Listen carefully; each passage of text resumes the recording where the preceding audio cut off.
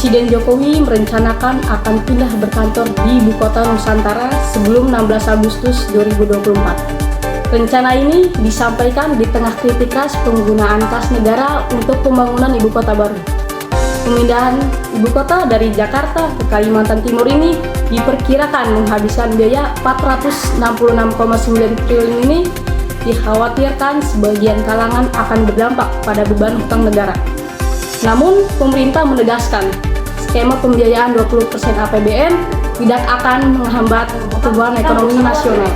Karena kepastiannya Menteri Keuangan, siapa yang nggak percaya Menteri Keuangan bahwa anggaran di negara itu sudah ada.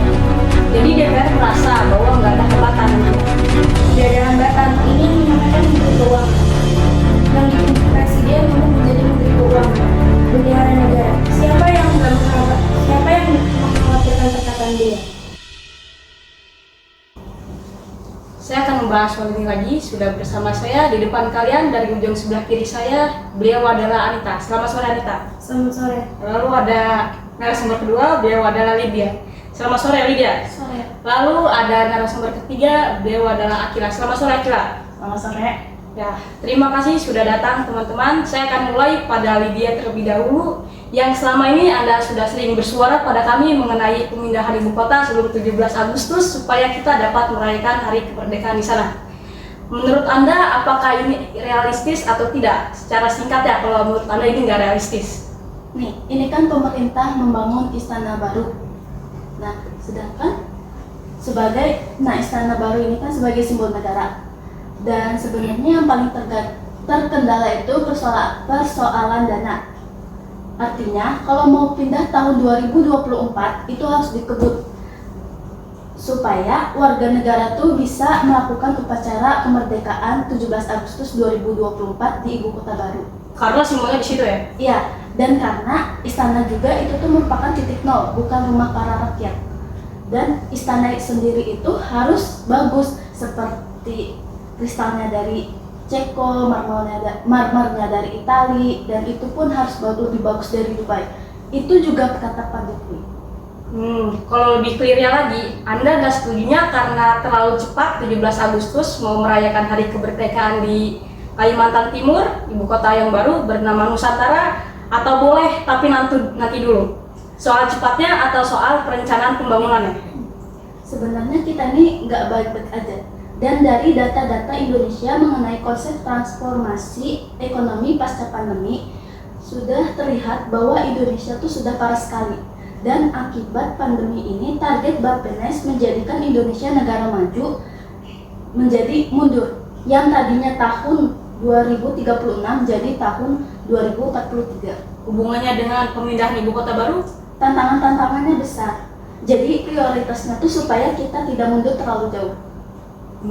Tapi kalau kita ada rencana pemindahan lagi, Anda khawatir kalau kita akan lebih mundur lagi karena ada rencana nggak sesuai skala prioritas ya?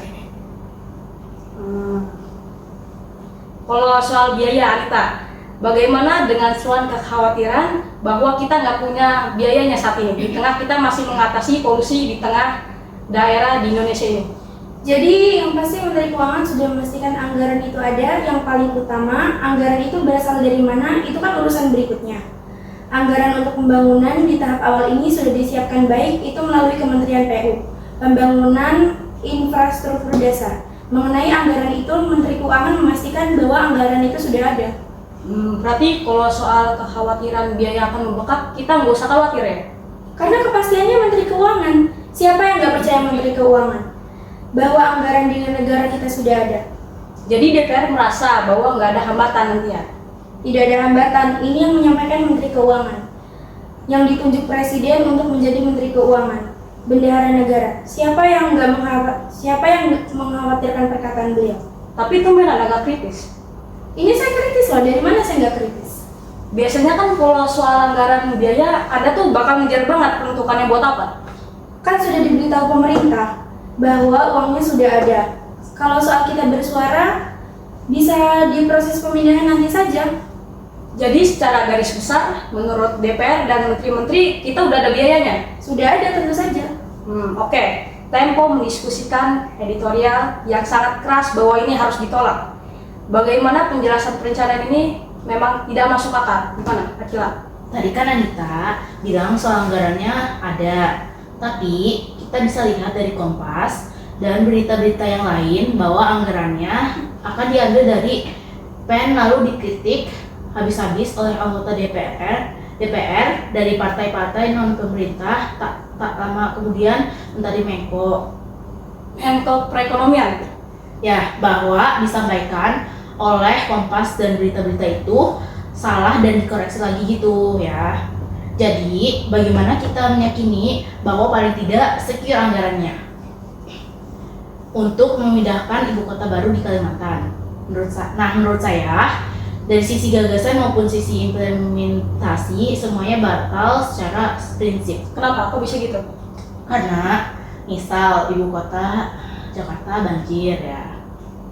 Tenggelam gitu ya? Ya bisa.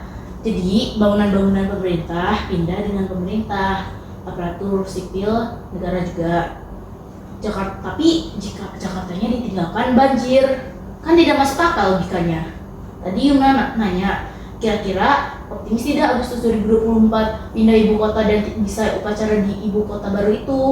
Tergantung.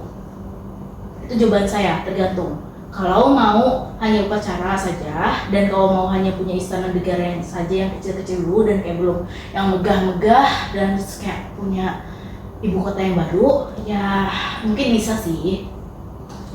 Itu ide pemerintahan ibu kota tidak lahir pada pemerintahan Pak Jokowi saja. Sejak zaman Bung Karno, beliau sudah punya cita-cita jika Republik Indonesia ini lahir, masih sangat muda beliau ingin memindahkan ibu kota. Jadi nggak ada yang baru dari pemikiran ini ya? Tidak ada hal yang baru. Kemudian Pak Harto juga ingin memindahkan. Jadi kalian nanti bakal ngasih rantai ekonomi ya? Ya, seperti itu. Oke, Anita. Terima kasih Lydia, terima kasih Akila, terima kasih Anita. Memindahkan ibu kota bukan perkara hal yang mudah, tapi juga bukan perkara hal yang mustahil. Sejumlah negara juga sudah pernah melakukannya. Dilihat dari negara yang berhasil dan gagal adalah penting bagi kita untuk menjadi pelajaran. Kata kuncinya adalah perencanaan yang matang dan transparansi agar tidak ada kecurigaan pembangunan ibu kota yang tidak kita ketahui. Terima kasih telah menyaksikan dialog demokrasi dari kami. Wassalamualaikum warahmatullahi wabarakatuh.